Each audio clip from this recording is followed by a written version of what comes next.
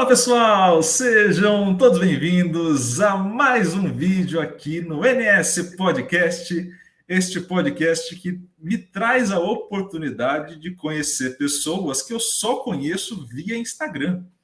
Ele me traz essa possibilidade de poder trocar ideia com pessoas interessantíssimas, que eu já tenho curiosidade muito, que a gente já vem conversando algumas vezes sobre vários assuntos, e agora eu tenho a honra e o prazer de poder fazer esta primeira conversa finalmente com esta pessoa que está do outro lado da minha tela. Antes da gente começar de fato, gente, Iago, você vai ficar toda hora pedindo like? Vou, gente, faz parte do YouTube. Eu sei que vocês não gostam, mas faz parte, senão vocês não lembram, a gente acaba ficando sem. Então, por favor, começando o vídeo, já deixa o teu like logo de cara. Ah, Iago, eu sou muito seletivo. É só no final. Não, você vai acabar esquecendo. Eu também faço isso. Vídeo longo, o pessoal esquece. Então já deixa o like logo no começo que a gente já mata esse assunto e fica mais tranquilo, tá bom? Além do like, ao longo do vídeo, entramos em diversos assuntos, comentamos várias coisas. Vocês gostaram? Comentário aqui embaixo também. Sempre muito legal ouvir vocês e a opinião de todos, tá bom? Deixou curtida, deixou comentário, compartilha. Achou que o conteúdo foi legal para alguém que você conhece? Recomenda, compartilha esse conteúdo. E para a gente manter essa comunicação, se inscreve no canal e ativa o sininho, que eu nunca sei onde ele fica. Ele fica em alguma parte no canto superior da sua tela aí, mas, por favor, faça esse processo de ativar o sininho, porque aí o YouTube vai notificar que chegou vídeo novo toda vez que a gente publicar, e isso ajuda a gente a manter esse processo de comunicação para além das nossas redes sociais, todas na descrição aqui embaixo. Combinado? E agora sim, feito o jabá inicial, que sempre é importante, vamos começar esta conversa. Primeiramente, gostaria muito de te agradecer. A gente conversou algumas vezes ali via Instagram e muitas vezes a gente acaba entrando nesses papos e não conhecendo as pessoas em si, né? A gente acaba sempre tendo alguns pontos temáticos de uma publicação, de um stories, alguma coisa. Então, eu queria te agradecer primeiro pela confiança de vir aqui, te agradecer pelo tempo e começar pela pergunta já clássica deste programa. Me conte, para além do trabalho, para além do dia a dia, quem é você?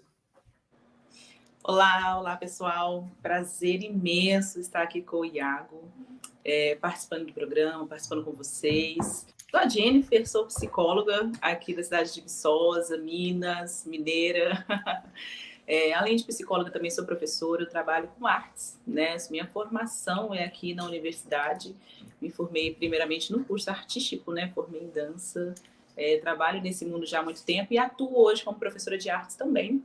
Mas a minha maior linhagem hoje em dia de foco de estudo é a psicologia, né? Sou psicóloga, trabalho com a TCC, tenho um consultório aqui que eu atendo e prazer imenso estar aqui, compartilhar com vocês um pouquinho da minha vida, compartilhar com vocês um pouquinho da minha vivência. Eu vou começar puxando um assunto que eu acho ele sempre muito necessário e acredito que na tua prática profissional também é um assunto recorrente, que é a infância.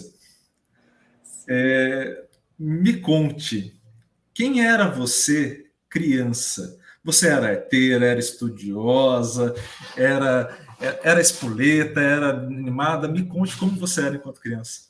Quem é a Jennifer, né? Desde pequeno, eu acho assim, né? À toa que eu fui para fazer arte nos primeiros momentos, né? Arteira desde os primeiros momentos. Sou a caçula de uma família de 5 irmãos, então, assim, eu que fui a atrevida em todos os sentidos, né? Menina moleca, sempre brincadeira, sempre brincalhona, né? Brinquei sempre em rua mesmo, assim, jogava bola, carrinho, pique-pega, né? Adorava uma rua, adorava andar de bicicleta, adorava fazer arte também, no sentido de mexer com as pessoas, correr, brincar. Sempre fui muito disposta nesse sentido, sabe? Então, é uma menina arteira, né? E trouxe essa arte aí, em todos os sentidos, para a vida ainda, né? Desde pequena sempre foi muito ativa. Sempre uma menina ativa no sentido de fazer, né? De brincar, de correr, de falar. Eu acho que por ser a última da caçula, da família, né? Tinha que chamar atenção. Então, eu fazia de tudo para chamar atenção, seja pro lado positivo ou negativo também, né? Mas, assim, a minha infância eu só tenho lembranças boas nesse sentido. Gosto do que eu vivi, gosto do que eu passei. Então, assim, eu tento, inclusive, trazer isso para as crianças de hoje, né? Como que era naquela época e que eu gostava daquele momento, né? Então, acho que isso falta, inclusive, né? As crianças hoje até abandonaram um pouco essas brincadeiras de rua, essas brincadeiras de moleca, né? De moleque, que eu acho que faz parte da vivência, da maturidade depois, né? Do desenvolvimento. E então eu tive uma infância muito boa, né? Não só pensando nas brincadeiras, mas familiares também. Então a Jennifer é arteira desde sempre. E nesse sentido, sendo arteira, você tinha um meio, o pessoal que te cercava entendia a tua forma de se expressar? Porque muitas vezes a gente acaba inibindo, tem histórias, né, que geralmente acabam inibindo as crianças que são mais arteiras, tem todo um processo de você acabar inibindo justamente às vezes pelo comportamento, pelo que vão pensar, qualquer coisa do tipo. Você tinha um ambiente que te entendia, te compreendia? O meu ambiente, eu acho que assim, ele nunca me podou, né? No sentido de falar, olha, isso não é legal nesse sentido e me punir. Acho que nunca me puniu nesse sentido, né? Claro que eu tinha as chamadas de atenção, que eu falo assim, né? Os meus pais sempre foram muito presentes nesse sentido. Então, se eu passasse do limite, né? Eu tinha ali o meu limite concedido. Porém, eu sempre gostei de experienciar muitas coisas. Então, meus pais sempre me deram essa oportunidade. Claro, com as informações, né? Então, se eu passasse do limite, eu tinha, sim, uma correção.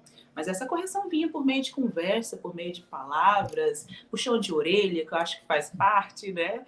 Mas eu nunca fui podada. Eles me compreendiam, né? Entendiam, eu sou criança, era criança até então, e tinha necessidades, eu tinha necessidade de extrapolar, e eu extrapolava. Mas também foi muito limitado nesse sentido de não passar dos limites que é permitido, né? Eu tinha um certo limite. Quando eu extrapolava, eles me corrigiam com respeito também, né? Nunca teve essa questão do passar os limites e ser punida.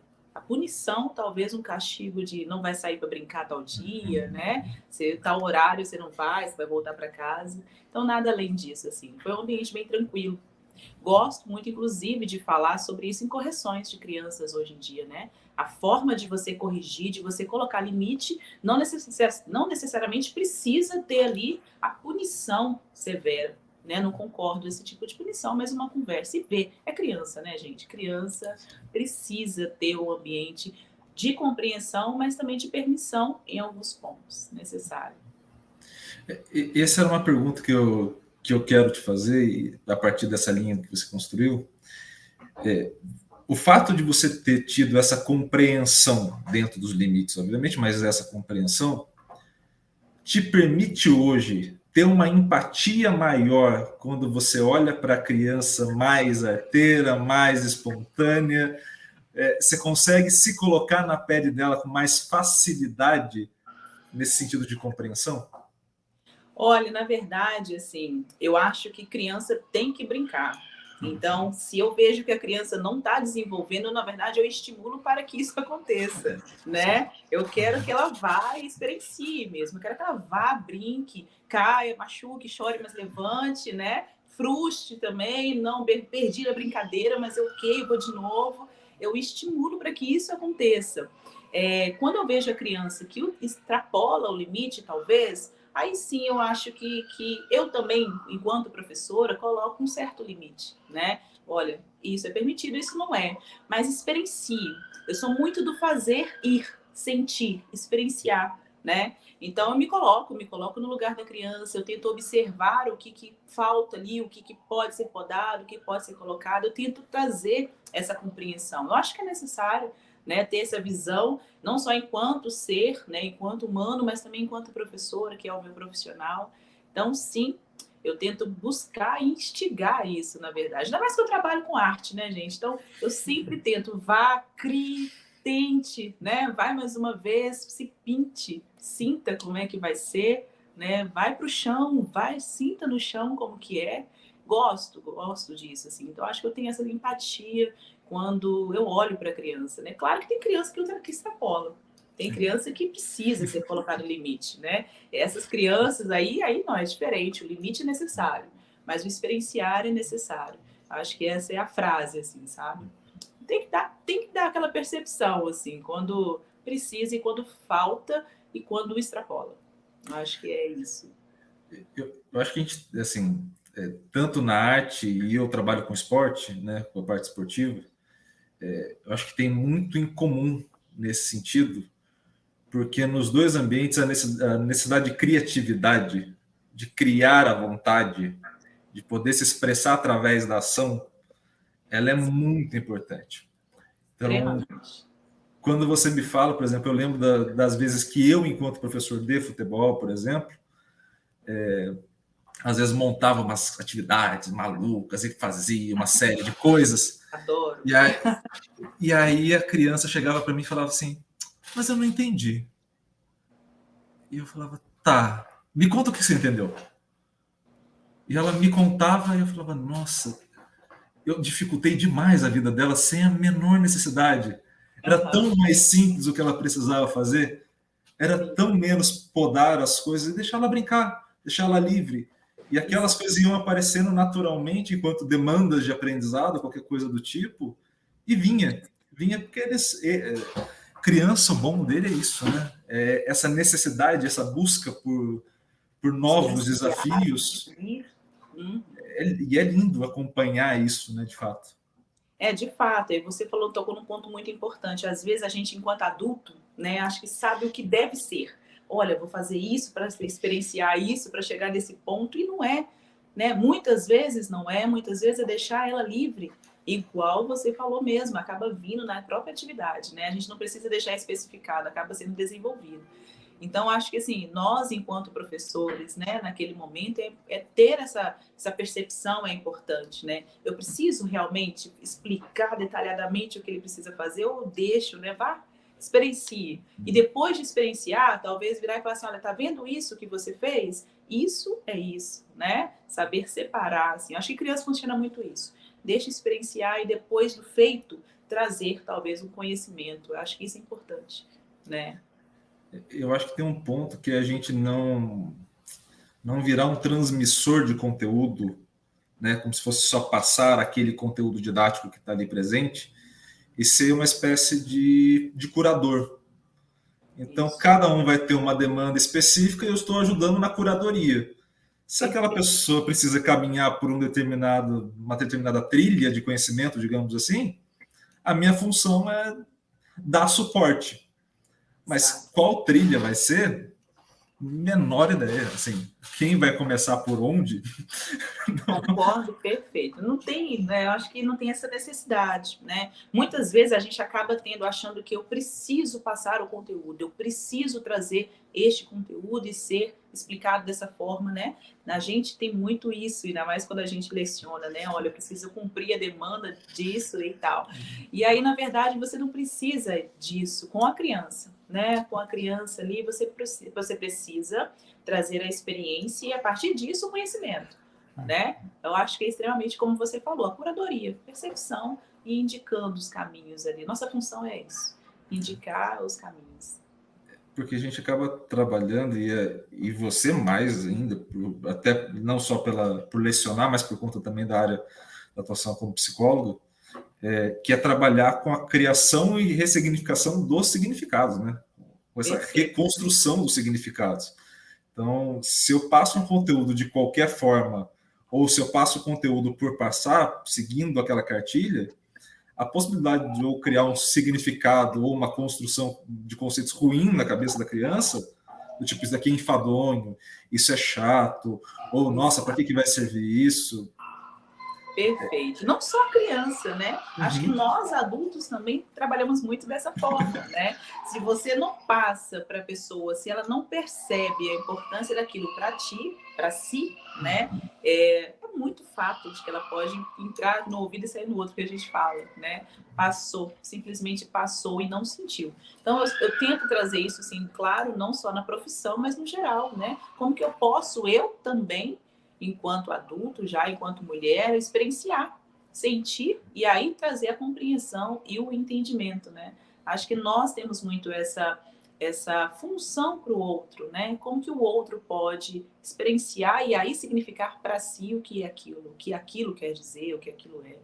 é a função do significado mesmo. Assim, acho perfeita essa relação que a gente faz, né? O que para você é a partir do seu experimento, né? Do seu sentido, do seu estar ali, né? Eu acho isso muito perfeito, não tem melhor definição. Adoro instigar isso, sabe? Como eu percebo, eu sinto isso em mim, eu quero que o outro também sinta, né? Então, as atividades, os movimentos feitos para o outro nesse sentido é muito grande para mim. E porque a gente, de maneira geral, por exemplo, eu trabalho muito com jogo, né, por conta do esporte. Sim. Então, a relação de prazer que você tem ali naquela construção, ela é muito grande. Então, assim, é todo um processo de construção de significado, de prazer e desprazer. Então, esse lidar com, como você falou, da frustração, ele tem uma poesia de fundo que ela é muito necessária, né? De você sofrer quase que, ainda mais, por exemplo, no caso do futebol, que é o que vem na minha cabeça mais vividamente, aquela criança, para ela, aquele é o último jogo da vida. Uhum. Então, aquele final que ela não ganhou e o colega ganhou, para ela é uma experiência muito marcante. Muito E aí, forte. o teu processo de intervenção é muito importante justamente para que ela não crie nenhuma aversão ao resultado e ao jogo e falar, agora não piso mais no campo. E também nem criar uma espécie de apego do tipo assim, não, mas eu não perdi, não. Não quero. Não quero perder. E ela não aceitar. Ter uma outra atitude, né, perante também de não aceitar, né, as duas de não aceitar, mas de duas linhas diferentes. Então, é muito importante esse processo e principalmente para os profissionais de todas as áreas, né? Estou falando da minha e da nossa, mas extrapola isso para o mundo inteiro, essa percepção do outro. Né? Eu acho o esporte, assim, mais do que perfeito para trabalhar isso. Assim, eu sempre defendi o esporte, principalmente no ambiente escolar, né? Eu acho que é extremamente importante para trazer e instigar isso nas crianças, né? Trazer justamente como lidar com a perda, né? Como lidar com eu não ganhei hoje, e aí? Né? Eu quero ganhar sempre, né? Eu posso não ganhar também. Como eu lido com isso? Justamente essa decepção, essa frustração que pode surgir. E eu ganhei também, mas eu também respeito aquele que não ganhou, né? Como que traz a questão do respeito, que eu acho muito importante. Como lidar também com a vitória, né? A vitória, ela é constante, ela não é. Como que ela é para mim, né? E como que eu lido com a rejeição no sentido de perdas, na vida no geral, né? Eu acho extremamente importante. Eu acho que o esporte é mais do que essencial para iniciar com isso com as crianças, sabe? Acho que ali a gente ensina não só a perda ou o ganho, né? A frustração, a decepção, a glória no sentido de ganho, mas diversos outros elementos que eu acho extremamente importante para a formação, né? Formação de personalidade em si, principalmente. Então, assim, eu falo para as outras áreas, mas principalmente a área do esporte, eu acho extremamente importante.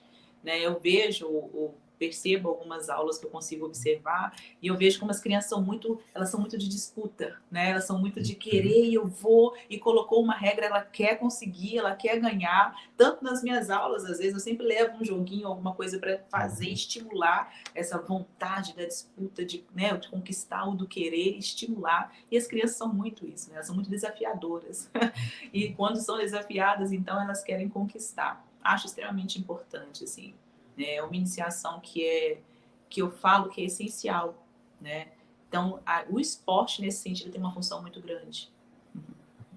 E pegando um gancho nesses temas que a gente está colocando, você começou o processo, digamos assim, profissional pela dança, pelo curso de dança.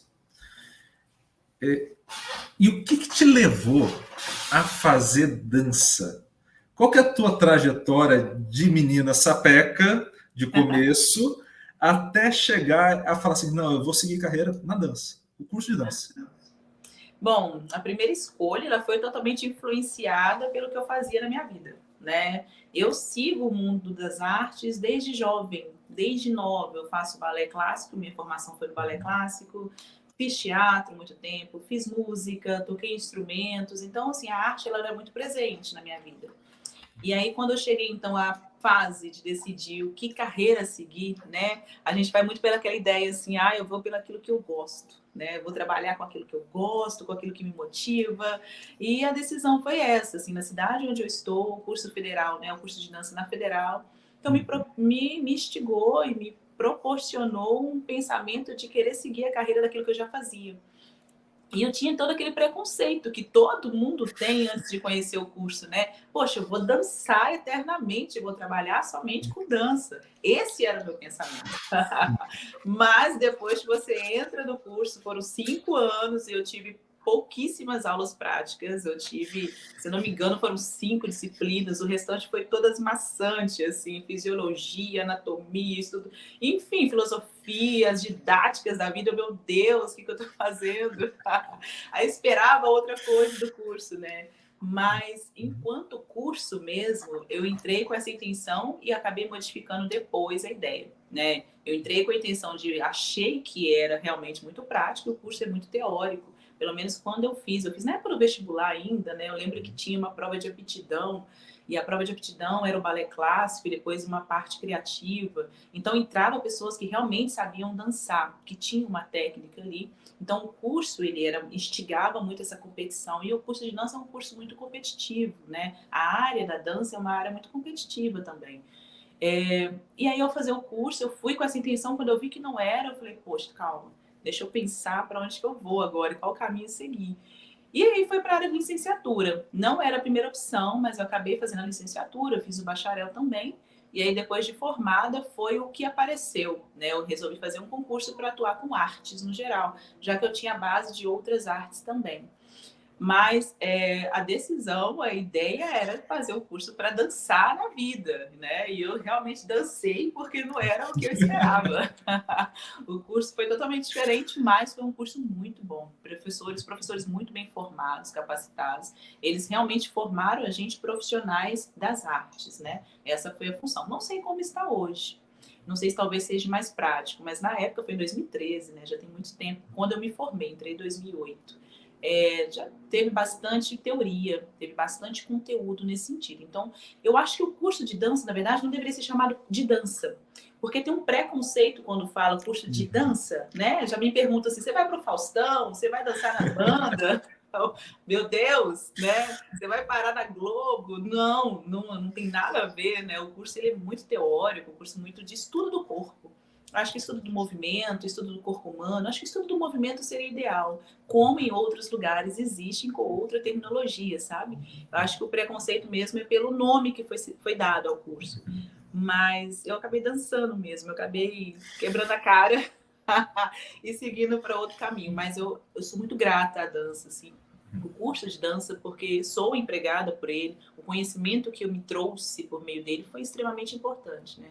A decisão da psicologia também foi baseada no curso da dança, assim, eu queria trabalhar psicologia e dança, que é o que nós chamamos de biodança hoje, né? Escreve-se biodança. Como que a gente pode, através do movimento, do estudo do corpo, né, trazer algumas melhorias no sentido de transtornos mentais, entre outros. Então, eu entrei com essa intenção e acabei mudando, mas também foi com essa intenção do corpo, sempre muito presente.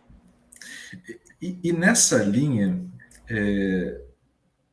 como que você, hoje, você tem uma reflexão a partir dessa frustração, né, de ter uma perspectiva inicial e depois ela modificar, que dá para notar que ela é positiva, né? Você já se aceitou a mudança e deu seguimento.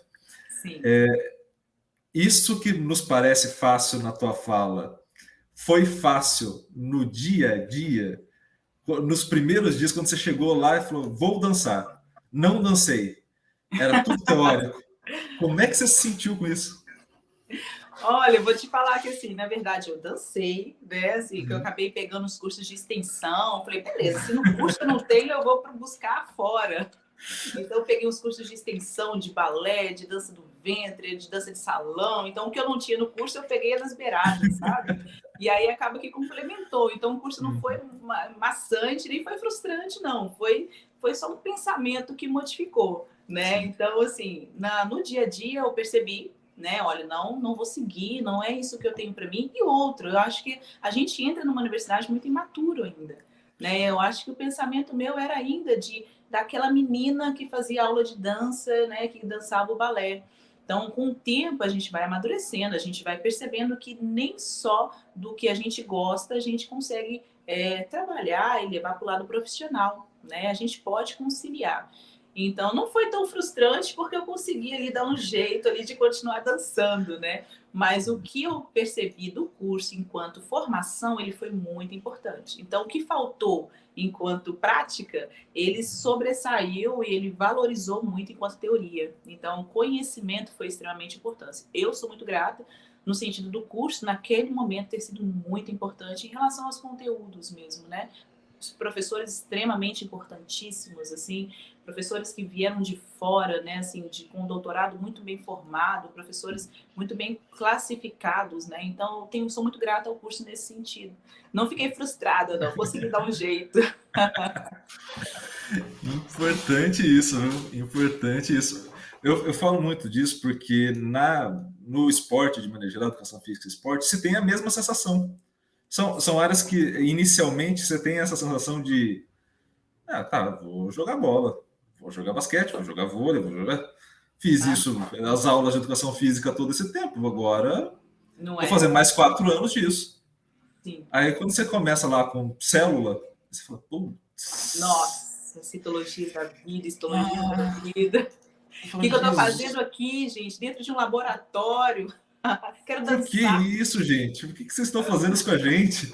Pô, eu estava tão feliz na perspectiva que eu vim para cá. Por que vocês estão me colocando nessa sala de aula? Que isso? Ô, gente, terrível. É o primeiro baque, Uhum. assim, né? Mas depois, assim, a gente vai, eu creio, não sei se depois me Uhum. disse com você também, mas a gente vai também se acomodando e entendendo como que aquela célula, aquele laboratório é importante no que eu quero, né? É importante no corpo, é importante no movimento. Então a gente acaba fazendo uma ligação e vai acabar a frustração sendo amenizada ali, né? Não, e isso é essencial para quem esteja chegando na universidade. E eu acredito que, assim, no caso da educação física e da dança, né, por ser uma questão muito corpórea, ele acaba tendo esse choque visual, inclusive, né, de local, de realização e prática, tem todo um choque. Mas eu acredito que acho que todos os cursos devam passar em medidas diferentes por conta disso, né?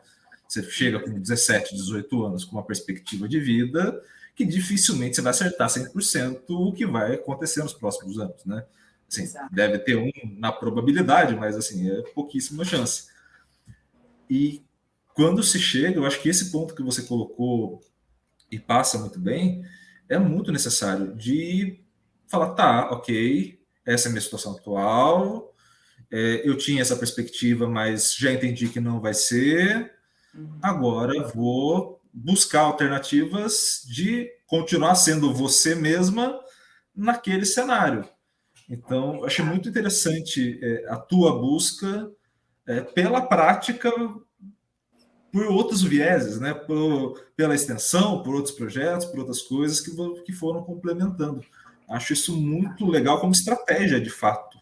Né? De fato, se eu creio assim, que se não tivesse essas opções, eu inclusive não sei se eu ficaria no curso. Pode ser que eu teria mudado. Mas o que me fez manter foi justamente isso, é o buscar por fora, né? E outra coisa que eu acho que foi um choque, assim, depois de um certo tempo, né? A expectativa que eu tinha, né, de não ter sido realizada de cara, mas a percepção que eu tive ao sair do curso, né? Entender a importância do porquê o curso foi tão teórico, assim. E, inclusive, me fez quebrar vários dos preconceitos que eu tinha, né? Eu acho que se fosse o aprender por aprender a dança, eu não precisaria ter uma formação, uma graduação, né? Eu poderia ir para uma academia, eu poderia ir para um outro ambiente, né? Se fosse a prática pela prática. Então, o que eu tive no curso foi o diferencial. E eu tive essa percepção posterior, né? Depois, nossa, olha só, foram 5 anos de estudo maçante, que é um curso também muito maçante, pesado no sentido de teorias, né? Mas que se não fosse isso, qual o conhecimento que eu teria, né? Seria só aprender por aprender? Não, a função de uma graduação em dança, né? Justamente você estudar as possibilidades de movimento dentro das danças, né? Dos sentidos de culturas no geral. Então, assim, foi extremamente importante. E claro, né, eu acho que a diversão também faz parte, né? Tinha assim, os momentos muito bons, as criações, as apresentações, espetáculos que eu sempre amei estar no palco. Então, isso me realizava, né? Estar ali. Então, foi um curso bom. Não foi frustrante, não. Eu creio que foi importante, né? A percepção, né? Isso é extremamente importante, assim. Nessa história toda, onde entra a psicologia e qual que é a importância dela para você? A psicologia, na verdade, eu sempre tive curiosidade. Diferente, né? Sempre tive curiosidade, mas eu tinha o preconceito também, que no início, de que, não é para mim, né? É para pessoas que têm problemas, né? Aquele problemas, entre aspas. Então, só tinha curiosidade, mas nunca me interessei. A psicologia, na verdade, o interesse veio depois que eu comecei a fazer terapia, né? Eu me formei, trabalhei, continuei trabalhando enquanto professora, entrei em terapia, meu pai faleceu, foi só o meu pai falecendo, eu resolvi entrar em terapia e conheci o que de fato era psicologia. Eu não tinha o conhecimento e na terapia eu pude buscar. E aí, depois de um certo tempo, já depois de um ano, eu decidi fazer um outro curso, né? Eu já estava formada, já estava empregada, mas eu tinha necessidade de fazer um outro curso. Eu queria fazer. Eu tenho uma necessidade muito grande de estudar, de estar estudando, sabe? Quando eu me vi dentro de um emprego, um serviço público ali, trabalhando com a arte, só que a arte eu acho que ela é muito subjetiva, eu gosto para mim. O ensinar a arte é difícil, nem todos gostam, né? Então eu sinto que provocar as pessoas para o gosto da arte é complicado, é meio dificultoso, eu falo dificultoso assim, para mim. Só que eu percebi que eu estava com necessidade. Eu não queria mestrado, eu até tentei o mestrado, mas eu não queria mais a área de artes. Eu queria mudar de área. Foi aí que eu percebi, falei, olha, o que eu posso casar com o que eu já faço, né? Que foi a dança. O que eu posso casar com o movimento? Então, eu comecei a buscar, pensei na fisioterapia no primeiro momento, por conta do Pilates, o que eu poderia mexer, mas pesquisando mais do curso não era ainda o que eu queria, eu acho que é muito limitado e eu gosto da liberdade. Por isso, inclusive, o curso de dança, né, me dá uma liberdade muito grande. E aí eu fui na psicologia, foram os dois cursos que me chamou. E a psicologia voltada para a biodança, que é o trabalho do corpo como movimento para as curas, né? Curas eu falo entre aspas, claro, mas o tratamento, a busca do tratamento por meio do movimento. E eu fui entrar, fiz cursos e aprendi a gostar e entrei no curso. Né? Eu poderia fazer uma especialização e trabalhar só com a biodança, mas eu resolvi fazer a psicologia e foi quando eu comecei a conhecer de fato e me encantei. O curso me, assim, sabe, do início ao fim, foi realmente o que eu esperava. Entrei, não quebrei a cara dessa vez, realmente era o que eu esperava. Claro, eu entrei mais madura, mais consciente do que eu queria, então já entrei mais focada, já buscando o que eu queria dentro do curso. Então foi do início ao fim agradável, satisfatório, encantador, né? Então é um curso que me encanta e que me instiga, né? Eu gosto que eu tenho que constantemente estar estudando, estar buscando, eu sou muito curiosa. Então eu gosto de ir, me instiga. Cada caso, cada paciente me instiga a um novo conhecimento, a uma nova busca. Então, é algo que me move todos os dias. E eu acho que esse encanto veio daí. E dessa vez eu acho que eu acertei. Foi muito bom saber que eu acho que eu acertei dessa vez, sabe? Então, satisfeita. Porque chega um determinado momento e é natural que o mercado vai te cobrando uma certa especialização em termos de processo, né? E aí o caminho mais corriqueiro que passam para as pessoas, o caminho mais tradicional, é você ir aprofundando naquela área de conhecimento que você começou e nas linhas que vão ser subsequentes ali. Então eu vou, sei lá, vou pegar o meu caso porque fica mais nítido na minha memória, mas aí cada um adapte, quem esteja nos ouvindo, cada um a sua realidade. Eu vou pegar a educação física, depois eu tenho as modalidades esportivas, aí eu tenho futebol, aí vão ter as linhas de estudo, aí eu vou aprofundando naquela linha, e aí eu vou ir nesse segmento até chegar na ponta onde vai ser o meu objeto de estudo. Quando a pessoa rompe esse acordo social posto de que deve ser, eu acho muito fascinante. Eu acho muito fascinante porque justamente eu acho que é uma sacada muito legal. essa é a segunda conversa que eu estou fazendo no dia para o podcast, né? Que até a gente estava comentando antes de começar a gravação. A primeira foi com uma menina da graduação em Educação Física, que ela, no meio da pandemia, descobriu que ela adorava cozinhar. Ela montou um empreendimento para vender doce no meio da pandemia e se encontrou. Sim. E eu acho que é justamente isso, do tipo, você não se policiar, no sentido negativo da palavra, obviamente, mas você não se policiar para não cercear a tua criatividade, tua expressão. Então, assim, quando eu olhei e quando eu olho a tua história, né, e você contando e eu vejo no teu rosto a felicidade de falar de psicologia, me dá uma sensação muito boa de quem quebrou essa tradição de só ir especificando e pôde ser livre, pôde ficar mais tranquila. E nessa intersecção entre a dança, entre a psicologia, hoje você consegue ser uma pessoa que entende a comunicação para além da fala? Nossa, mais do que isso, assim. Na verdade, quando eu falo de arte e de dança, eu não falo de fala, eu falo de corpo. Então, a comunicação está totalmente aqui, né? Na minha expressão, na minha postura, naquilo que eu faço para o outro em relação ao corpo. Já na psicologia, a gente trabalha o principal nosso objeto de trabalho é a fala, né? Então, não tem como eu abrir mão da fala. Eu lido com aquilo que as pessoas me trazem. Só que o corpo também, ele fala muito, né? O corpo fala, literalmente ele fala. Por isso que eu gosto muito do atendimento presencial, apesar de atender online também. Mas por que o presencial? Né? A gente consegue perceber quando você fala e quando você fala expressando aquilo que você está falando. Né? Então, quando eu estou falando com você, eu me encanto de falar da psicologia, é diferente de eu falar e falar assim, ok, gosto muito, né? A postura muda, o corpo diz muito. Então, eu vou na psicologia com a fala e além dela, né? Então, é um objeto, mas não é objeto somente, né? Não é somente ele que a gente observa. E eu sou muito corporal, eu sou muito de expressão, tô aqui sacudindo a mão o tempo todo.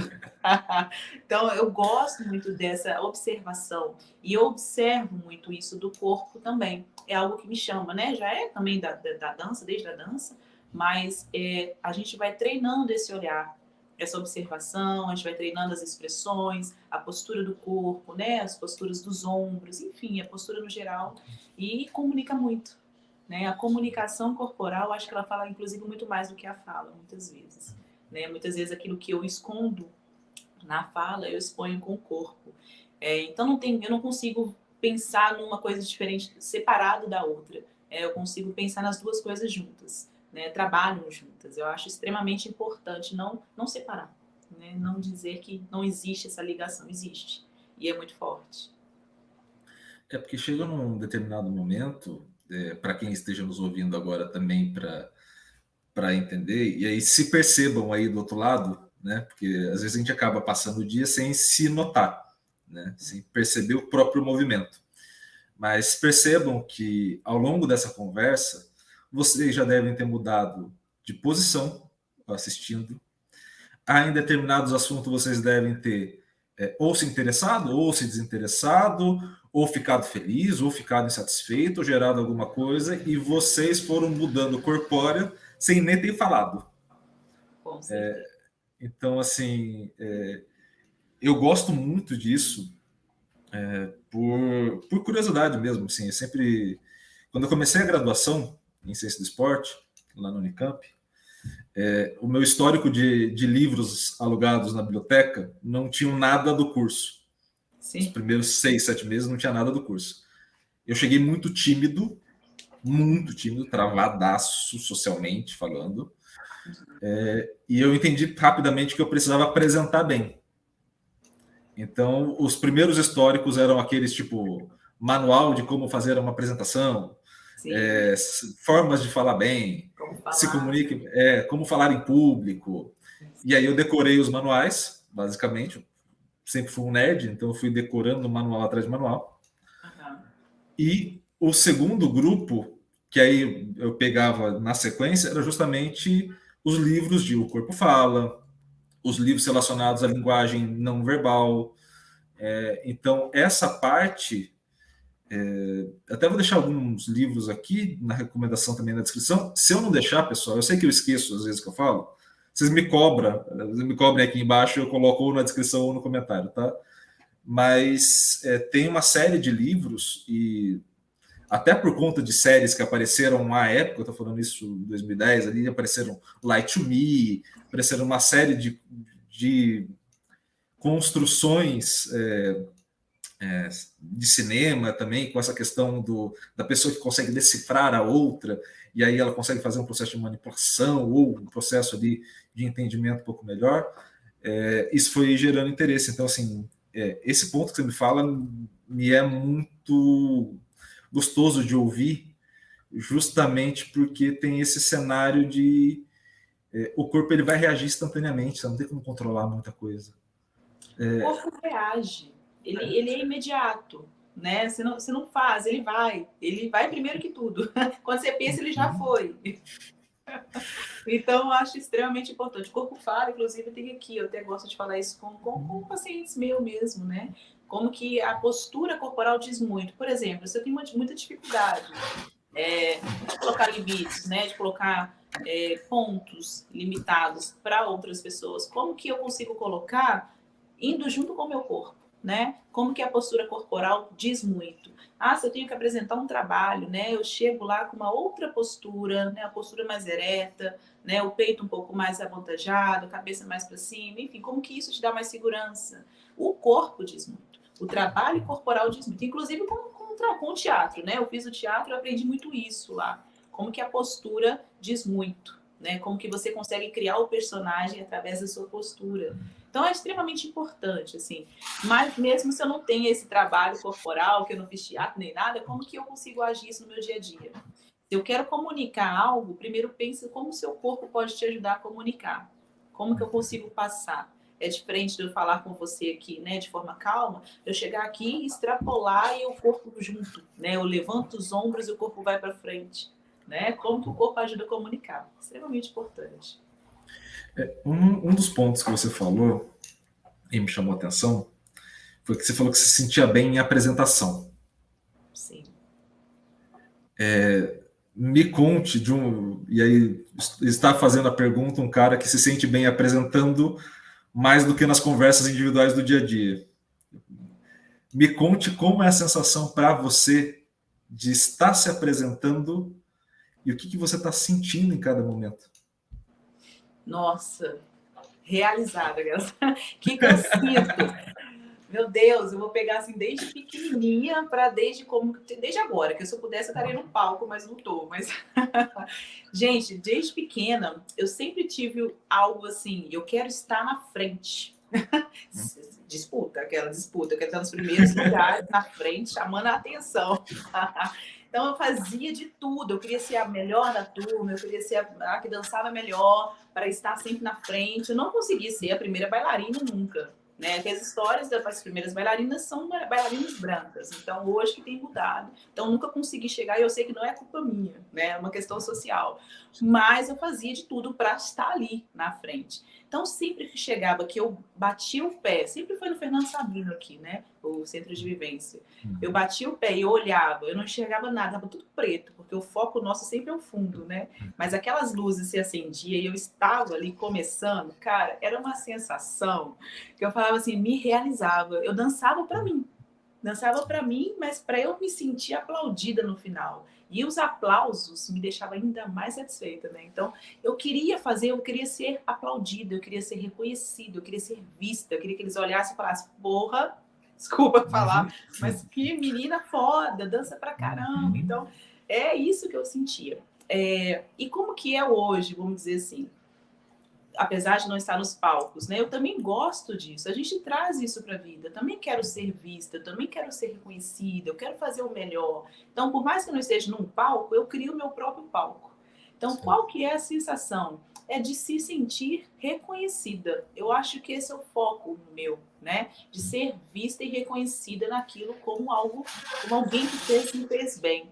Eu acho que era isso que, pensando aqui agora contigo, eu acho que era isso que eu buscava, né? É o reconhecimento. É ser vista e falar, poxa, eu fiz um trabalho e eu estou sendo reconhecida. Quando eu sou aplaudida pelo que eu faço, eu me sinto bem. Então, eu buscava isso na arte, no geral, né? Em todas as outras, eu sentia, eu queria a satisfação do final, de chegarem para mim e aplaudir e falar, olha, que trabalho perfeito. Então, acho que eu busco isso até hoje, né? O meu palco é aqui no meu trabalho e eu fico extremamente satisfeita quando eu tenho um reconhecimento. Então, a busca disso vem também nos espetáculos, né? De estar ali e poder trazer e sentir esse reconhecimento. Acho que é essa. A sensação é de poder. Do poder no sentido assim, poxa, tô aqui, tô fazendo o meu melhor e tô sendo reconhecida. Então você tem uma sensação de poder ali, sabe? E reconhecimento, eu acho que é isso. O palco, ele é mágico, né? Ele tem uma magia, assim, para quem se sente confortável, né? Ele obviamente está falando e pode ser que tenha gente que tenha um desconforto gigantesco, né? E aí não vá entender a fala no sentido de entender para si, né? Isso. Mas tem um ponto que eu acho importante para quem gosta do palco. Ele tem uma sensação mágica. Eu lembro uma vez que foram convidar um professor lá do departamento de educação física para dar uma palestra, essas palestras de pré-jogos, né, que eles fazem aqui, né? E aí o professor não podia ir, não sei das quantas. Eu falei, pô, deixa que eu vou. Tinha acabado de chegar em Viçosa, estava querendo louco para fazer uma palestra, não ia ter nunca chance.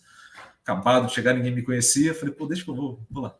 Uhum. E aí chegou no dia, eu olhei assim o pessoal, falei, eu nunca fiz uma palestra assim daquelas motivacionais do pessoal sair uhul. Eu nunca fiz, assim. Minhas palestras sempre foram legais, engraçadinhas, tudo, tinha umas quebras de expectativa, mas eu nunca fiz uma assim imponente a ponto do pessoal falar, vamos. Eu falei, vou me desafiar. Vou me desafiar. Foda-se, hoje a palestra show. Hoje a palestra show. Baixa o personagem, né? Sim.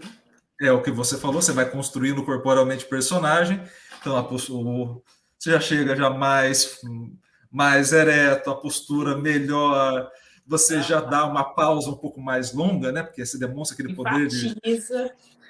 Você dá aquele olhar, aí você para, bebe uma água, volta. Sem ficar aquele. Você fica só mais tranquilo. Aí a pessoa começa a olhar, tipo, nossa, que legal. Aí você começa a ver a reação das pessoas da plateia e você vai, tá, ok, tá funcionando.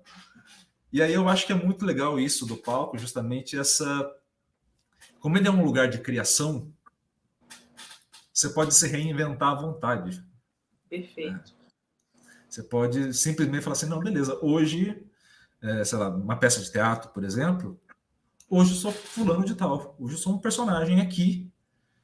E talvez o choro que você queria tarde, no momento de frustração, vá sair no personagem de uma maneira honestíssima, Sim. mas através de uma construção que não era aquela original, né, que gerou o sentimento. Então tem uma questão de expressão ali naquele jogo teatral, no jogo de palco, que é fascinante, é gostosa de sentir, né? E não só a questão do personagem, né? Eu falo assim, muitas vezes a gente realmente, eu crio personagens dependendo da apresentação que eu for fazer, né? Mas tem situações em que você é aquela pessoa. No seu dia a dia, é aquela pessoa que eu gostaria de ser, né? Gostaria de ser espontânea, de falar e tal. E no meu dia a dia eu não consigo. Então, talvez aquela pessoa que está no palco é justamente quem eu gostaria que fosse. Né? Por isso que a gente, inclusive, faz isso, inclusive em terapia, né? Nós trabalhamos aqui com algumas técnicas justamente disso, né? Quem é esse personagem? Quem é essa pessoa? Quem que seria o personagem que eu iria construir? E por que eu construo esse personagem? É aquele personagem que eu tenho vontade de ser, mas eu não consigo ser? O que falta para ser, né? Então, assim, é muito encantador e é mágico, como você falou, não só nessa transformação de personagens, mas de percepção de si mesmo. Né? Eu posso chegar Eu gosto de ser espontânea, mas tem dia que eu não tô afim de ser espontânea, tem dia que eu sou chata mesmo, eu sou séria, carrasca, mas eu gostaria de ser aquele personagem sempre. Então, assim, hoje eu tô chata, eu tô séria, mas eu chego na sala e eu preciso criar essa espontaneidade. Aí a gente veste lá o personagem e aí a gente faz encantador, né? Eu acho que o corpo é isso, o corpo é a forma de comunicação ideal que a gente tem. É a primeira forma de comunicação, né? Então é a forma que a gente vai manter e vai se naturalizar, né? Com o tempo, assim.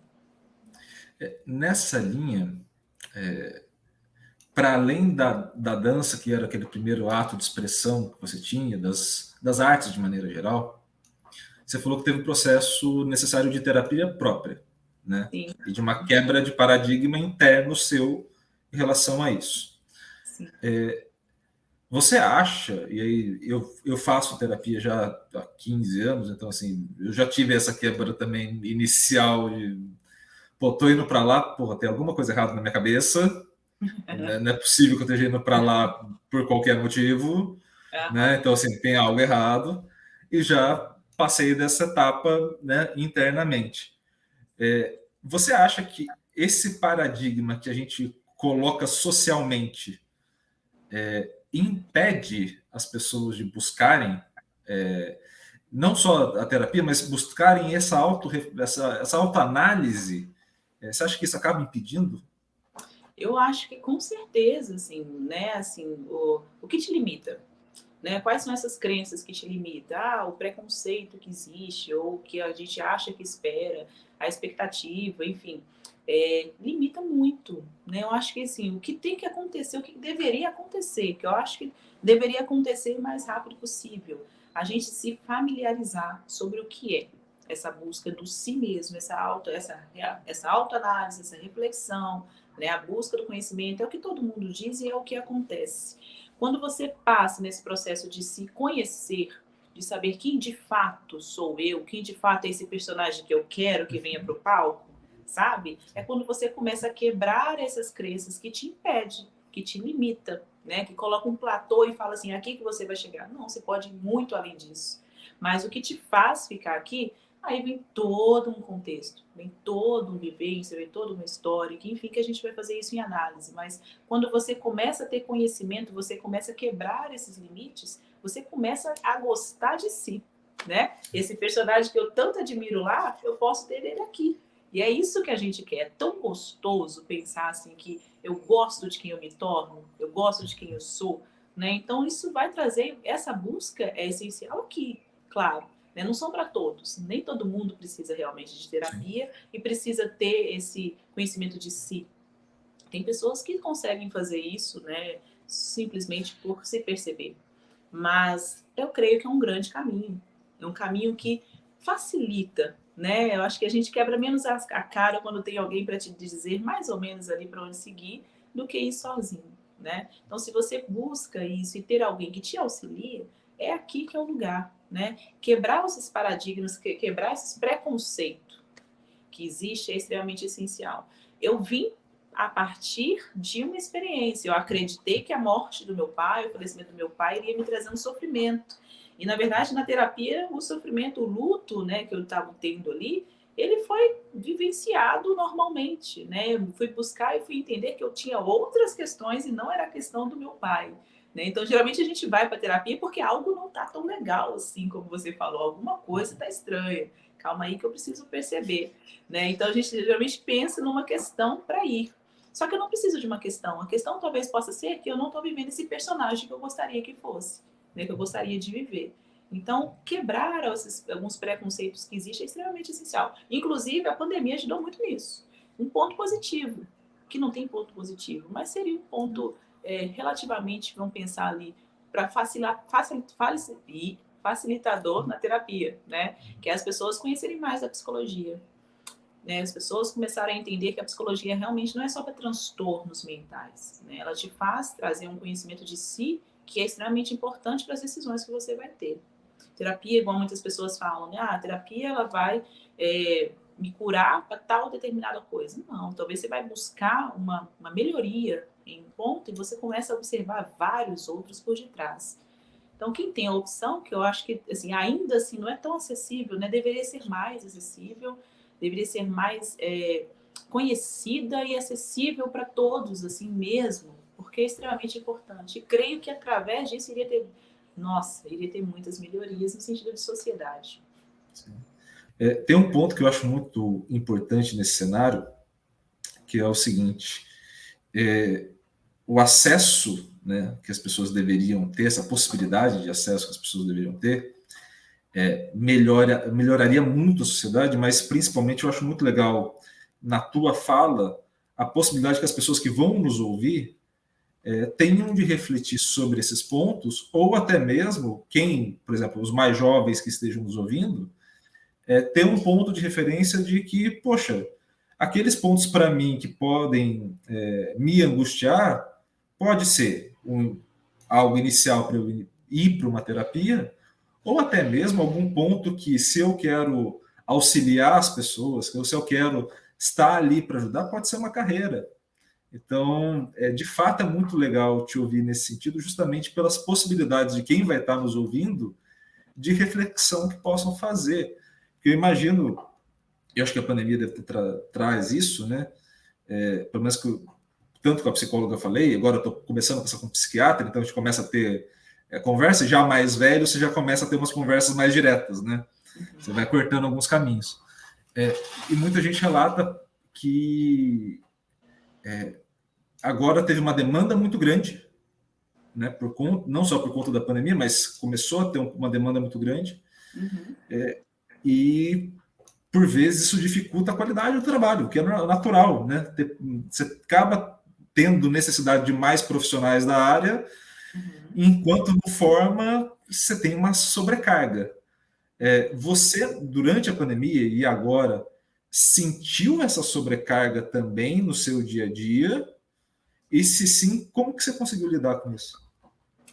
Teve a questão do aumento da demanda, isso teve.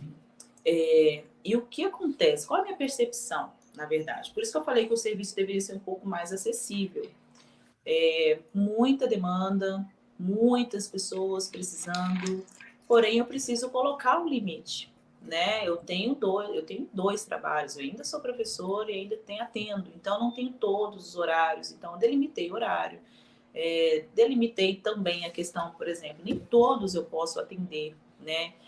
O que eu fiz para poder ajudar, né, algumas pessoas algumas demandas que estavam vindo? Eu abri um valor social para determinadas vagas, né? Então, assim, a demanda é muito grande, só que não dá para eu atender todo mundo. Eu quero abarcar, mas eu não consigo. Na verdade é essa, a vontade era abarcar todo mundo. Mas também para não abrir mão de tudo, então eu falei, ok, pelo menos tantas vagas, né, mais social para atender essa demanda que eu acho extremamente importante. Inclusive, eu acho que mais profissionais poderiam fazer isso. A gente precisa dar acessibilidade para outras pessoas, né? Claro que eu sei que a gente tem a questão do trabalho, a gente precisa, né? Nós somos profissionais, a gente trabalha com isso. Mas abrir 2, 3, 4 horários para a sessão ali social, né, já está sendo uma ajuda muito grande. Então, foi uma coisa que eu consegui para auxiliar essa demanda que chegava. Pandemia, sim, né? Na verdade, eu comecei com a pandemia, né? Eu trabalho na pandemia. Houve uma demanda muito maior, houve uma procura muito maior. Também houve um aumento dos transtornos, né? Depressivos, ansiedades. Então, houve um aumento dos transtornos, houve um aumento da demanda. Só que os profissionais não são, né, tão grandes assim a quantidade de profissionais e muito menos profissionais tão especializados, né? O que acontece em qualquer área. Nós temos bons profissionais e temos profissionais que nem tão bons assim. E pior ainda, né? Assim, teve muito a questão de qualquer pessoa pode ser um terapeuta, não psicólogo. E qualquer pessoa pode atuar ali com uma formação com coach. E é o que atrapalha muito. As pessoas acabam, pela falta de informação mesmo, né, confundindo o trabalho do profissional da psicologia, né, no profissional do coach, no profissional terapeuta, no profissional de hipnoterapeuta, enfim, diversos outros aí, que aí as pessoas, pela demanda, pelo sofrimento, acabam indo em profissionais que não são da psicologia. Isso aconteceu muito, principalmente na pandemia também. E as pessoas muito se aproveitando disso, né? Do sofrimento do outro para tentar tirar alguma coisa em cima disso, que é muito triste, mas é o que acontece, né? Assim, a gente vê no meio nosso, a gente sente, vem até nós, depois de passar no certo profissional, chega para nós, né? Porque vê que aquilo realmente não é o tratamento, não é a psicologia, não é a ciência, né? Psicologia é ciência, e aí acaba piorando ao invés de melhorar e acaba chegando para a gente, né? Então, assim, eu acho que se fosse mais acessível, se fosse mais conhecido o que realmente é a psicologia, as pessoas poderiam optar pelo que quer, né? Pelo tratamento, o melhor tratamento para si. Claro que tem tratamentos para coach, para terapia, terapeuta, entre outros, mas a psicologia ela tem um olhar diferente. Então, saber qual profissional procurar, e para saber você tem que ter o conhecimento, a informação, que muitas vezes não chega, né? Então, houve a demanda, o que eu fiz para lidar foi isso, abrir alguns horários para essa demanda, delimitar alguns horários para mim também, porque eu preciso ter um controle, senão a gente acaba se perdendo, né, com muita demanda, mas está dando para conciliar, eu acho que a tendência é aumentar ainda mais a demanda, mas a gente vai conciliando. Você falou sobre a questão, ali umas 2 respostas atrás, da pandemia e da questão do online, que foi uma demanda que surgiu pela pandemia, mas que continuou, né, que não seja para todo mundo, mas teve uma parcela, suponho eu, das pessoas que continuaram online, eu sou um deles, então, assim, faço parte dessa parcela online. Para você, especificamente, que ama enxergar a reação corpórea das pessoas, qual foi a dificuldade, porque a dificuldade é técnica de visualização, mas qual foi o teu sentimento, o que te provocou internamente essa distância online que a gente está tendo agora? O que te provocou no dia a dia? Olha, eu acho que mais no início eu fiquei mais incomodada. Na verdade, não foi uma dificuldade, né? Que a gente está aqui igual nós estamos conversando e a gente se sente à vontade da mesma forma. Mas eu fiquei mais incomodada porque eu sou muito calor, assim, de ver, de observar, é meu, né? É muito meu. Então, eu gosto muito do presencial nesse sentido. O online, o que ele tem de positivo? Primeiro, tem pessoas que funcionam melhor conversando pela tela do que pessoalmente, né? Isso a gente tem que reconhecer. Como tem pessoas que têm dificuldade e não gostam de tela e preferem estar aqui no presencial. Então, para as pessoas que preferem a tela, se sentem mais à vontade, isso é um ponto positivo. Enquanto eu, psicóloga, preferência, eu prefiro o presencial pela questão das observações, como eu já falei. Né? Aqui, por exemplo, eu não consigo ver sua perna se está tremendo, se está mexendo, se está cruzada, se não está. São alguns detalhes que a gente vai vendo, se a mão mexe, às vezes não está aqui, né? Mas o que me proporcionou enquanto positivo? Eu tinha um paciente, fiquei um tempo com ele lá de Angola. Então, assim, a possibilidade de ter pacientes em outros lugares, em outros países, né? Isso facilita, isso foi um ponto positivo. Então, o online proporciona que eu dê continuidade, por exemplo, com um paciente meu que acaba de formar e vai para outra cidade e continue comigo. Então, tem os seus pontos positivos e negativos, né? E esses que eu atendi online e atendo online, não faz o tratamento ser pior ou melhor por conta disso. A gente se adapta para cada um, né? Eu consigo ser e atender tranquilamente por aqui, pelas telas, como seria o presencial. Claro que a minha preferência, minha opção, eu gosto de observar tudo. E a tela, às vezes, não te deixa observar, por exemplo, metade do corpo, né? E eu gostaria de observar e não observo, mas não atrapalha o atendimento, né? O rendimento. Para quem esteja curioso, eu tenho ansiedade, então minha perna está tremendo nesse exato momento, balançando, tá? Então, assim, para quem ficou nessa dúvida aí, ao longo da fala, isso é basicamente 90% do meu tempo.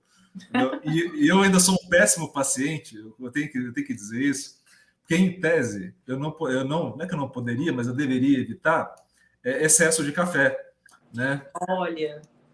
E eu estou tomando um agora, nesse exato momento. Então, assim, para a minha psicóloga e para a minha psiquiatra, assim, eu queria pedir já desculpa de cara, de quem não está seguindo as dicas, entendeu? E está ainda registrando isso para a internet e para o mundo. Entendeu? Então, assim, eu registro o erro e registro a desculpa já na sequência do erro também, para deixar todo mundo em paz. Né? com todo o direito do mundo, porque eu não deveria estar fazendo isso, mas nem a pau. Mas eu acho muito, muito bacana isso, porque entra num aspecto que eu acho muito bonito, que é um aspecto do jogar. Tem um aspecto na terapia do jogar paciente e psicólogo, psicóloga, que eu acho muito legal, que é uma construção e desconstrução contínua, e isso vai levando, e obviamente há meios diferentes, né? Aqui é um deles, né? E essa adaptação é muito legal. Então, assim, eu lembro de coisas que eu falei para minha psicóloga que eu só falaria porque eu estou em casa. Uhum. Assim, eu estou em casa, e aliás, fazer uma ressalva, estou em casa sozinho. Sim. Sem presença de familiares, sem presença de amigos, alguém próximo que eu conheça. Como eu estou isolado em casa num conforto, há coisas que eu falei que se a parede não for muito boa, meu vizinho ficou completamente perplexo comigo aqui. Mas tinha um conforto naquilo também, né? Então, E é o assim... seu ambiente, né? Você está seguro, é aquele lugar que te deixa seguro. Quando você está seguro, você fica disponível para falar muitas coisas, né? O lugar presencial, por exemplo, é um lugar diferente. Apesar de que a gente tenta deixar o ambiente terapêutico mais aconchegante possível, mas é um outro ambiente. Não é o seu lugar seguro, né? E isso foi, assim, eu tive o online por conta de estar em Viçosa, meu psicólogo de Jacareí, e depois, em dezembro, eu acabei indo para lá por conta das férias e fui no presencial. Eu tive essa ida e vinda. Eu me senti mais confortável no presencial depois. Sabe quando você já está falando? Você está fala, e depois você encontra presencialmente e fala, tá, já falei. Já estou acostumado com aquela figura na minha frente e eu falando tudo isso. Eu já fui rompendo essas minhas barreiras aqui iniciais. Agora, no presencial, aquela barreira já foi, já não existe mais. Então, foi muito interessante ter essa passagem. E aí, como diz muito quanto a fala, para exemplificar para o pessoal, obviamente, que esteja nos ouvindo, né? Como cada ponto vai ser muito único, né? Cada um vai ter uma construção Vai muito percebendo própria, de né? uma forma, vai sentindo de uma forma. Eu tenho pacientes que, por exemplo, que preferem o online mesmo estando em Viçosa, né? Se sente mais confortável, tem a questão do deslocamento também, né? Prefiro estar em casa, não ter que deslocar. E aí vai funcionando e vai super rendendo, né? Agora, tem pacientes que fazem questão de estar aqui, né? De vir no outro lugar. Não, gente, eu gosto de vir aqui, eu gosto de estar aqui nesse ambiente. Então, é a percepção mesmo individual de cada um, como se sente, né? E nós, terapeutas, a gente vai adaptando. Tem terapeutas que não se adaptou, né, ao movimento do online, e terapeutas que já atendem somente online, né? Então, como que isso vai? E claro que tem outras questões, o atendimento online, né, a questão de não precisar de um local, entre outras questões, que faz com que eu optem também, né? Mas eu acho que eu vai muito por esse sentido de como que eu me sinto. Que também, se não for legal para o terapeuta, né, psicoterapeuta, não vai ser legal o tratamento em si. Nós dois temos que estar confortáveis. Uma dúvida que eu sempre fiquei, a curiosidade minha pessoal, você sente a necessidade de você passar por outro profissional, assim, como pessoa, ou você tem algo do tipo assim, poxa, eu sei os mecanismos, eu sei as coisas que acontecem, eu tenho uma certa resistência nesse sentido porque eu sei o caminho. Não sei se a pergunta ficou tão clara, mas você consegue ter essa liberdade de falar assim, não, calma aí, agora, por mais que eu tenha o conteúdo, tenha o domínio, eu preciso de outra pessoa para poder ir avançando. A gente não fala, a gente fala assim, né? Eu não consigo me autoterapeutizar. Acho que eu não sei se eu tentei falar para você. Eu tenho minhas questões pessoais, né? Questões pessoais que eu não vou saber resolver, mesmo tendo algumas técnicas e algum conhecimento. É claro que eu consigo, talvez, perceber o que pode ser o que está me incomodando, o que está me atrapalhando. Mas eu preciso sim de um terapeuta para poder me dizer, né, sobre as minhas questões. Eu fiz terapia por muito tempo. Hoje eu não faço mais porque eu não sinto essa necessidade agora. Porém, se vier necessidade, eu vou fazer novamente. Eu tenho uma supervisão, né? O que seria supervisão? Supervisão é o que a gente faz para supervisionar os casos, né, no geral. Uma pessoa muito mais experiente que eu me auxilia nesse sentido. mas para alguns casos em si. Mas para mim, enquanto pessoal, nesse momento eu não estou fazendo, mas eu fiz muito tempo, né? Enquanto ainda no início ali da carreira, e se vier de novo necessidade, eu vou fazer, porque nós, né, a gente tem nossas questões pessoais e sozinhos a gente nem tudo a gente consegue perceber. Então vai ser sim uma outra terapia. E é inclusive sugerido para quem está no início de carreira ter, porque, né, quem não tem profissional da psicologia, por exemplo, que nunca fez terapia, né? Então talvez faça, né, observe e trate as suas próprias questões. Hoje eu não tenho questões para uma demanda de terapia, mas pode vir, como já teve também, né? Então essa questão, sim, é extremamente importante para o profissional cuidar de si para estar bem, para cuidar do outro, né? Porque às vezes, muitas vezes, grande parte das vezes, né, a gente acaba, principalmente na área de saúde, né? A gente viu muitas vezes na pandemia, principalmente, pessoas que pela profissão focam no outro, e é obviamente uma característica daquela profissão, e acabam esquecendo da própria saúde mental por focar tanto no paciente. Aí você pega o pessoal de enfermagem, o pessoal os médicos, né? Toda uma estrutura que modificou demais naquele momento, mas que levantou esses casos justamente de caramba, ele está focado tanto no outro que você vê e via nos vídeos, né, que viralizaram à época, que você via uma exaustão na fala, no gestual, no comportamento.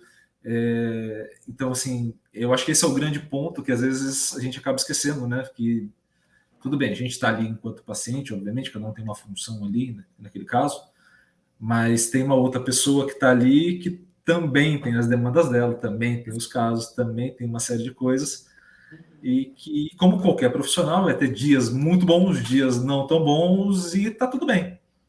E é isso. E aí, muita gente fala assim, né? Inclusive, foi até uma pergunta essa semana para mim. Se uma psicóloga precisa ter, não pode ter problemas psicológicos, né? Para ser psicólogo. Porque as pessoas, às vezes, têm um pensamento de que a gente nossa, perfeição, né? Não tem problema algum, é perfeita, sabe tudo ali da saúde mental, enfim, né? Que nada atinge. Não, né? Somos pessoas que estudamos a psicologia, estudamos a saúde mental, mas que a gente tem nossas demandas, né? A gente tem os nossos problemas também, a gente também tem nossas questões, tem coisas que a gente sabe lidar, tem coisas que a gente não sabe lidar. Então, a necessidade de ter alguém, um outro profissional, para olhar a sua demanda, é um outro olhar sobre você. Eles estão olhando eu, Jennifer, enquanto pessoa humana, não profissional, né? Então, é extremamente importante a gente fazer um acompanhamento quando se tem, sim, as demandas, né? Tem, inclusive, profissionais psicólogos que têm transtornos mentais, tem ansiedade, tem uma depressão, mas que cuidam e tratam e que atendem. Qual é o problema, né? Nós temos uma pessoa com um problema mental, um problema de saúde mental, mas que é um profissional. Enquanto o profissional, ele realiza a sua função, ele realiza o que deve fazer. Enquanto pessoa, ele trata, né? Então, são questões que não tem essa questão de delimitar o que pode e o que não pode. É um profissional. Ser um bom profissional. E esse é um aspecto fundamental, porque a gente acaba criando cenários, né, quem está como paciente, né? Poxa, mas ela sabe tudo, caramba. Se ela sabe tudo, se ela já sabe, ela é muito bem resolvida com ela. E, na verdade, assim, eu tenho a leve sensação que ninguém é 100% bem resolvido. Então, assim, se ninguém é e você é alguém, você está no conjunto pertencente, matematicamente falando. Então, assim, é provável que você vai ter frustrações, dias chatos, dias difíceis, vai ter dias que você vai querer esganar todo mundo. Com vai ter certeza. É o natural, é o de todo mundo. Então, assim, que nem eu estava discutindo, não, estava conversando com a minha mãe esses dias, e eu comecei agora o tratamento para ansiedade, com intervenção de medicamento. E aí ela falou, não, mas você tá bem? Eu falei, tô bem. Não, mas tá legal? Eu falei, não, tô bem. O que a gente fez? Eu falei, nada, tá tudo bem. Ela falou, como assim? Eu falei, não, mas assim, é um transtorno que eu tenho, faz parte. O tratamento é como se fosse qualquer outro tratamento. Assim, não muda em absolutamente nada. Eu tenho gastrite, tomo omeprazol. Eu tenho ansiedade, tomo outro comprimido. Ótimo. Durante um período que vai compor o tratamento. Assim, Sim. não muda em absolutamente nada. Exato. O único detalhe é que, como tem essa questão da parte mental, que é um grande mistério para a humanidade, né? Se criam inúmeras fantasias no meio, vira algo que é um evento. Exato. Nossa, mas tá nesse nível? Uhum. Caramba, gente, mas vocês tomam remédio para gripe, tomam remédio para gastrite, tomam remédio para isso, para aquilo, Pressão alta, diabetes. E ninguém pergunta se está tudo bem. Então, assim, relaxe. É só um tratamento. Assim, é muito importante. É importante que todo mundo que tenha vá buscar e vá tratar sempre o quanto antes, né? Deixar o recado aí para todo mundo. Mas que também não há necessidade da criação de uma história mirabolosa, assim, nossa, eu estou no... Não, relaxa, é mais um. É mais um processo, é mais uma intervenção. Do mesmo jeito que você vai, sei lá, no cardiologista todo ano, fazer um check-up, e ele pode passar algum comprimido, alguma coisa para você tomar porque ele viu alguma coisa em exame, e você não cria nenhuma grande história em torno disso, seja positivo ou negativo, é a mesma coisa. Então, assim, eu acho que esse é o ponto de tirar essas amarras de construção prévia, justamente para a gente poder ir avançando nessas coisas também e deixar não só mais popular no sentido de acessível, mas mais popular no sentido de comunicação da ideia, né? Perfeito, informação, né? O Iago, na verdade, assim, as pessoas, elas não conhecem o que de fato, não vou falar todos, né, mas já generalizando, o que de fato é uma saúde mental. As pessoas têm muito preconceitos, literalmente, porque, por exemplo, não sabem o que é um transtorno de ansiedade, né? E aí, quando fala que tem a medicação, tem um tabu enorme em cima de medicamento. Eu sou completamente a favor para auxiliar a pessoa a ter uma vida mais tranquila. Quando você começa a tratar, eu trabalho com a TCC, né, que é terapia cognitivo comportamental.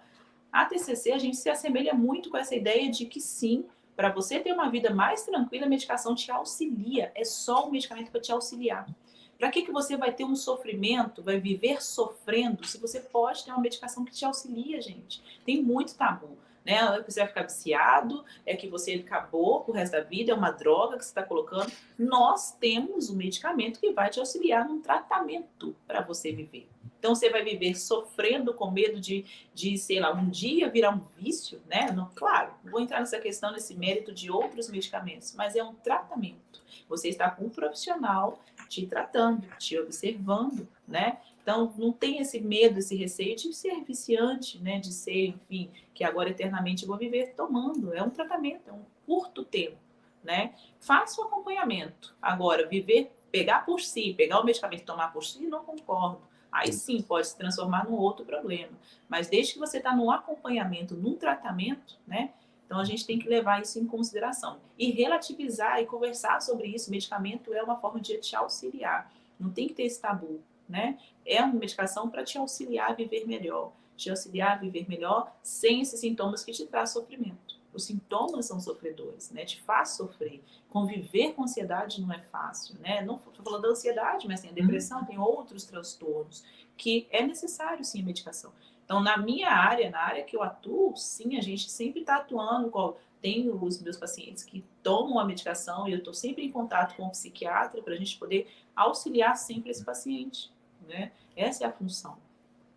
E é bom que a gente coloque luz nessas discussões, até porque, e aí, né, recado para quem esteja aí, nos ouvindo na função de paciente, que eu estou falando tudo isso, dá a impressão que, nossa, estou muito bem resolvido, mas eu gastei uma meia hora da primeira sessão com a psiquiatra tirando dúvida simples.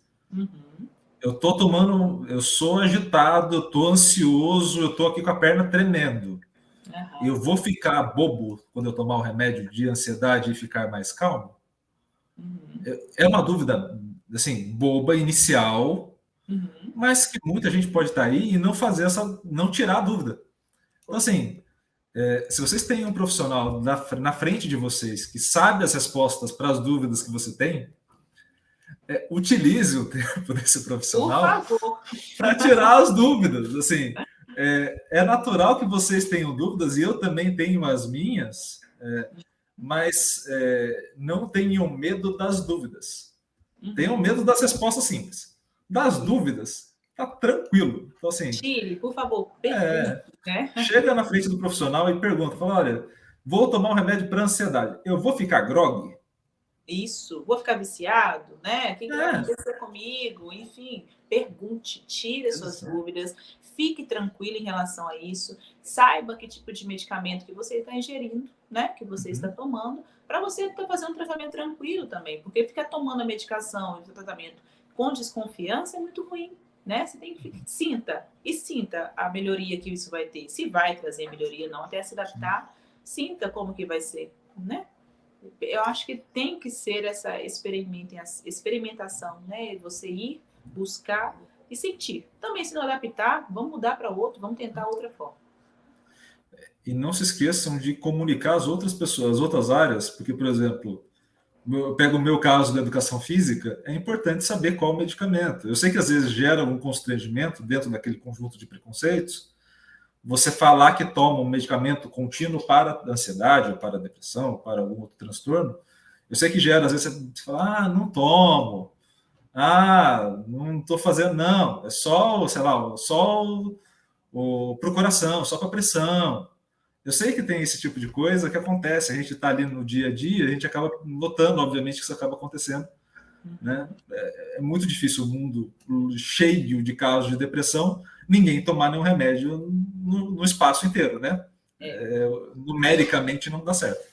Então, assim, comuniquem para todo mundo também e diminuam essa questão de não poder falar. Não é um tema comum. É um tema que está ali no dia a dia. Então, falem, troquem uma ideia, sejam abertos. Tem coisas que são engraçadas, inclusive. Faz parte da vida, leve com bom humor, as coisas vão passando e você vai conseguindo comunicar. E para a gente caminhando já para o final, primeiro te agradecer, obviamente, a presença. Vou te convidar várias vezes. Assim, ninguém mandou aceitar o convite o primeiro. Assim, era só falar não. É uma questão de vida. Você falou sim, agora eu tenho o teu WhatsApp, então assim, eu vou mandar mensagem direto. É a vida. Chame, convide.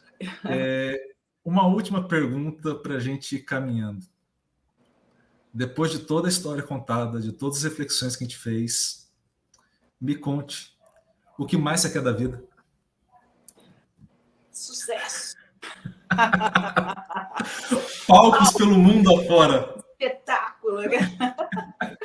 Gente, o que eu mais quero da vida agora que pergunta? Acho que eu nunca parei para pensar o que eu quero agora. Na verdade, eu estou buscando, sim, ficar melhor, ficar bem, trabalhar só com uma área. Né? Eu pretendo abrir mão de lecionar. Né? Eu pretendo porque é algo que me ocupa muito tempo. E eu quero tempo para estudar. E mais do que eu já gosto. Então, eu acho que agora o que eu quero é me estabelecer aqui somente no consultório com a psicologia e, sim, crescer ainda mais, estudar ainda mais, ajudar o máximo de pessoas que eu puder e ficar realizada, porque eu já estou realizada. Eu acho que realização eu já tenho. Eu quero mais, eu quero os palcos da vida, eu quero chegar em outros lugares. É isso que eu busco. É uma pergunta que você me fez pensar. Acho que eu nunca tinha parado agora, que eu me sinto bem. Né? Eu acho que eu cheguei num ponto que eu estou satisfeita comigo. Né? Estou satisfeita com a minha formação, estou satisfeita com a minha área, satisfeita com o meu trabalho. Claro que a gente sempre quer mais, né? Eu quero mais não no sentido de, poxa, você quer ficar super famosa e tal. Não é nesse sentido, né? Eu quero mais no sentido de buscar mais conhecimento e poder passar isso. Eu acho que aí eu me sinto satisfeita. Eu já estou satisfeita, mas eu acho que eu vou ficar um pouco mais satisfeita, né? Ter mais tempo de estudo, acho que é isso que é mais importante para mim. Quando eu falo de tempo de estudo, não é porque eu não estou tendo tempo, né? Mas eu quero dedicar para só uma coisa. Acho que eu me sinto melhor. Não, excelente. Foi um prazer gigantesco conversar contigo. Papo muito bom. Queria te agradecer o tempo, a disponibilidade, desde o começo, desde a primeira vez que a gente conversou ali naquela caixinha do Instagram, né? Que eu te mandei a mensagem. Então, te agradecer muito pela atenção, pelo tempo, pelo papo. Eu tenho certeza que para muita gente que está nos ouvindo, o papo foi muito bom, gerou muitas reflexões. Iago, gerou todas as respostas que eu queria? Não, e nem vai gerar. é para gerar reflexão. Daí, o que você vai fazer com a reflexão é um direito seu aí, a gente vai comunicando para trocar uma ideia. Tá? Essa é a ideia do podcast também. Então, se você quiser fazer uma última mensagem sua, fique à vontade, depois eu faço o encerramento aqui.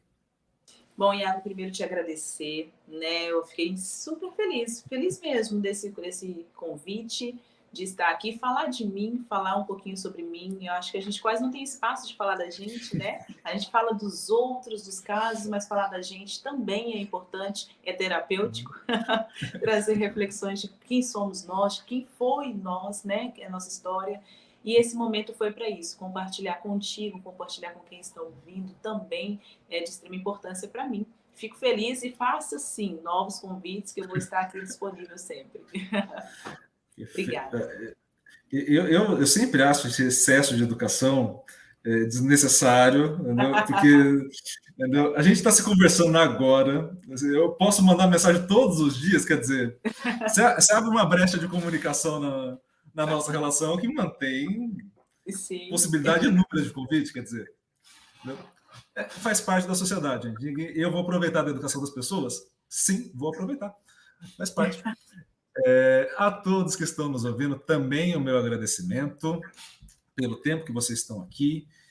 Vou pedir novamente, aquilo que lá do começo, não deixou o like lá do começo? Deixa agora o like.